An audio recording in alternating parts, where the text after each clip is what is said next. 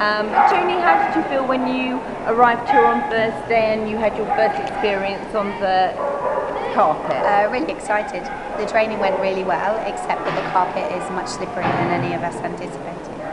So all of the dogs did some quite bad turns and hit themselves on the ground, and they were slipping in the wheels.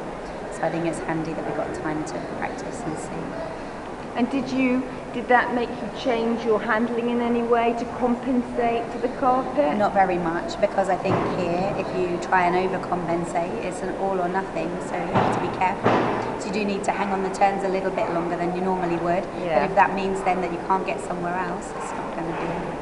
Well, that was one of the problems Linda had, of course, this morning as well, where she expected her dog to have the momentum to take that jump, and it wasn't going at that speed and just came with her. So I think probably the dog's behaving in a slightly different way than you would expect through normal competition. So what did you think of the course? I really liked the course. There was one bit that I really hated where I messed up, jump number 6. That's the only bit I really didn't like. And did you not like that when you walked it? Yeah, I didn't like it on paper either. Yeah. What was it about it? I hate anything where I have to pull her because she goes so fast out of tunnels. And I was really worried about her taking the jump and going along and not coming back for the wheels. So right, so it was the jump her. after jump number 6 or 7, whatever it was. And normally I would go and reverse the turn there to get her, and you couldn't because there was another jump in the way. Yeah. So and you that would was never the have worst got there, bit. would you? My plan was to get there, but because she slid at the beginning, I had to stand still longer than I planned, therefore I didn't get anywhere near it anyway.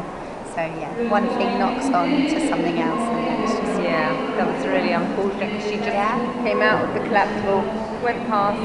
I told her to turn early on purpose, thinking that the momentum again would carry her over the jump, but it didn't. She responded instantly.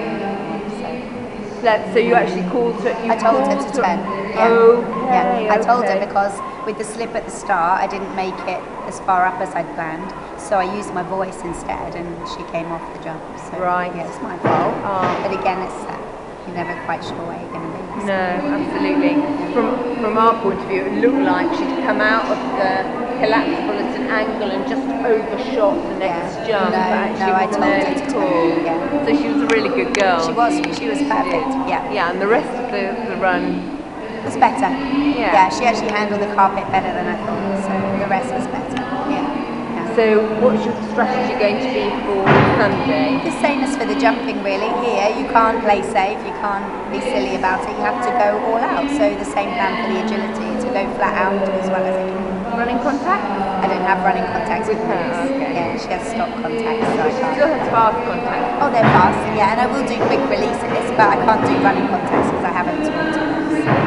Well then there may be, and the course may not lend itself either.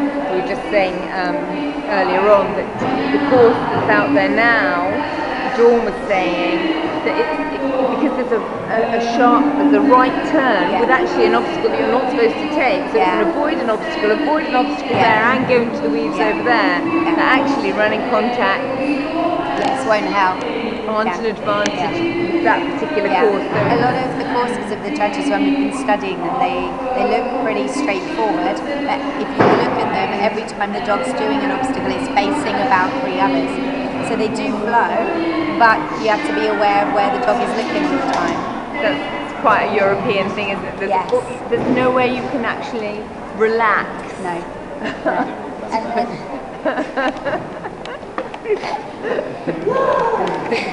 And then add the sliding on the carpet, and you're not quite sure where they're going to land. So it's a bit disappointing because I don't think it's very nice when the flooring helps dictate who gets round and who doesn't. I think it's better on grass then, where everyone's the same, because you can see the dogs that run all the time on slippery carpet, and you can see the dogs that don't, or some accidents, like a big dog this morning completely fell over and got a refusal. It wasn't a refusal, it hadn't even tried to jump the jump. It was that big black dog, wasn't it? It just went to take off and went splat. And then it's really not fair because that's all that happened, and that's the carpet. So I think something like this, that's not good enough. It's a bit like equipment failure, really, because they haven't provided an appropriate. And you think, I thought when I first came here this morning and saw the large, and I thought, how disappointing, because this is the World Championship of Agility, and we will not see dogs at their best ability. And if you look at a lot of the dogs that are in the top, they're not the really quick dogs, they're the calmer, tighter turning. I would have loved that for Kai. But that's not for Minx really, but it's going to really dictate things. And they put so much time into looking at safety of contact equipment, and then they put a floor like that. What's the point? Mad, isn't it? So your dog's safe on the contacts, but it's going to break its leg on the carpet. Exactly, and the number that actually fell down on their nose or fell down on their shoulders, all sizes, not even just the large ones. Even the small dogs. They all were.